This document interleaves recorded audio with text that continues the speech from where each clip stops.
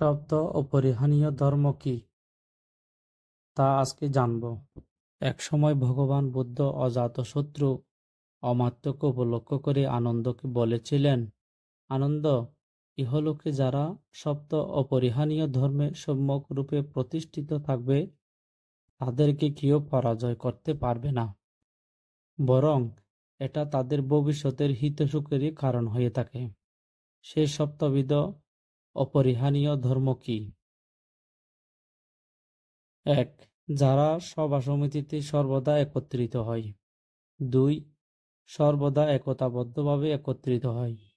সবার শেষে সকলে একই সঙ্গে চলে যায় এবং সবাই প্রস্তাবিত কাজ একযোগে সম্পাদন করে। ৩. যারা দেশে ও সমাজে কুনীতির প্রবর্তন করে না, পূর্বের নির্ধারিত সুনীতির উচ্ছেদ সাধন করে না এবং প্রাচীন সুনীতি যথাযথভাবে মেনে চলে। ৪. যারা বৃদ্ধগণকে সৎকার, গৌরব, সম্মান ও পূজা করে এবং তাদের বাক্য শ্রবণ ও গ্রহণ করা উচিত বলে মনে করে। ৫. যারা কোনো কুলস্ত্রী বা কুলকুমারীদের সতীত্ব নষ্ট করে না, বরং ধর্ম দ্বারা নারীদিগকে স্বাধীনতা প্রদান করে। ৬.